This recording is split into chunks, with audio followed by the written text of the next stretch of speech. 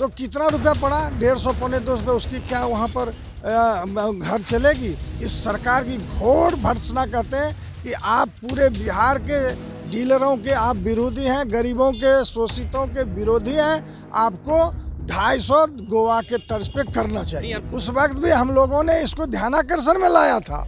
तो उस वक्त जो है, चूंकि ये लोग विरोधी तत्व सरकार नहीं चलने दी, इसलिए सरकार का जवाब उस वक्त नहीं आ पाया था। तो आप प्रस्ताव भेजिएगा तो हमारी सरकार है, वहाँ जो है हम इसको प्रस्ताव पास करवा देंगे। नमस्कार, मेरा नाम उत्कर्ष है। आप लाइव सीरीज देखना शुरू कर चुके हैं। जन वितरण प्रणाली यानी कि जो लोगों को सरकार के द्वारा अनाज दिया जाता है, उनको जो रेट है यानी कि जिनको अनाज देने वाले जो वेंडर हैं उन्हें कम पैसा दिया जाता है, जिसको लेकर बीजेपी के नेताओं ने सवाल खड़ा किया है। सदन में हमारे साथ बीजेपी विधायक हैं इंजीनियर शैलेंद्र, उन्होंने भी ये सवाल खड़ा किया है।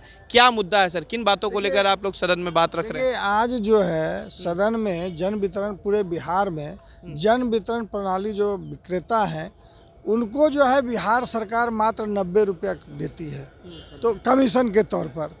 लेकिन हम लोगों ने सवाल उठाया सरकार से कि आप जो है कहते हैं कि केंद्र सरकार जो है इसमें सब्सिडी देती है 50%, इसका मतलब है कि आप 45 रुपया देते हैं, और यदि दोनों मिला के 90 रुपया देते हैं तो 60 से 70 क्विंटल जो है आप पर महीना देते हैं, तो 5400 रुपया एक विक्रेता को यानी डीलर को। तो उससे क्या अंतर, क्या उसका होगा? उसी में पॉस मशीन, उसी में बिजली, उसी में भाड़ा, तो कितना रुपया पड़ा, 150 पौने 200, उसकी क्या वहाँ पर घर चलेगी। तो इस पर जब सवाल हम लोगों ने किया तो उन्होंने कहा कि ये केंद्र सरकार। तो मैंने कहा कि भैया आप गोवा में देखिए 250 रुपया दे रहा है, दिल्ली में 200 रुपया दे रहा है, तो क्या उसी तर्ज पर आप जो है यहाँ दे सकते हैं? तो इस पर सरकार बैकफुट पे चली गई। हम इस सरकार की घोर भर्त्सना कहते हैं कि आप पूरे बिहार के डीलरों के आप विरोधी हैं, गरीबों के शोषितों के विरोधी हैं।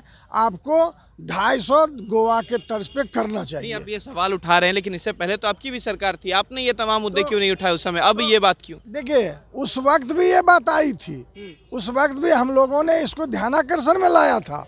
तो उस वक्त जो है, चूंकि ये लोग विरोधी तत्व सरकार नहीं चलने दी, इसलिए सरकार का जवाब उस वक्त नहीं आ पाया था।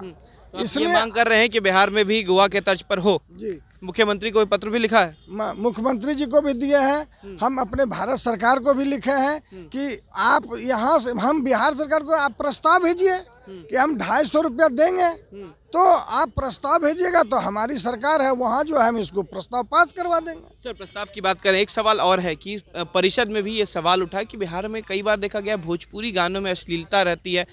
तमाम जो सदन में हैं, आपके ही विधायक हैं, वो परिषद के जो सदस्य हैं वो कह रहे हैं कि खत्म होना चाहिए, अश्लीलता गानों पर रोक लगनी चाहिए। आपको क्या लगता है कि ये बात सदन में भी उठना चाहिए? देखिए, ये जो बात है, चूँकि देहात में, गांव में, समाज में बहुत ही अपनी, खासकर भारतीय समाज की जो बिहार की महिला हैं, वो अब कोई भी विध व्यवहार होता है तो उसमें जो है वो विध व्यवहार के लिए बारात के आगे पीछे जाती हैं।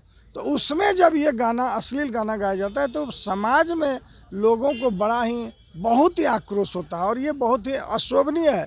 तो हम तो चाहेंगे कि हमारे सदन में, विधानसभा में भी ये बात है और मुख्यमंत्री जी को भी संज्ञान में लेना चाहिए। ठीक है, हम लोकल अपना गाना गाते हैं, लेकिन उसमें अच्छा भी गाना है। शारदा सिन्हा गाती हैं, हमारी भोजपुरी गाना वो भी गाती हैं, छठ पर गाती हैं, उसी के तर्ज पर उन्हीं को कहा जाए कि शादी विवाह के तर्ज पर वो भी गाती हैं, उसको आगे रखा जाए, इस पर बैंड लगना चाहिए। बहुत बहुत शुक्रिया। ये थे हमारे साथ बीजेपी विधायक इंजीनियर शैलेंद्र। जिस तरीके से लगातार डीलरों को जो राशन देते हैं लोगों को सरकार के द्वारा, उन्हें जो पैसा कम दिया जाता है उसको लेकर साफ कहा कि गोवा के तर्ज पर जितनी पैसे दिए जाते हैं गोवा सरकार को, गोवा सरकार देती है, उतना ही बिहार सरकार भी दे। वहीं अश्लीलता जिस तरीके से भोजपुरी गानों में परोसी जा रही, उस पर भी कहा कि बैन होना चाहिए।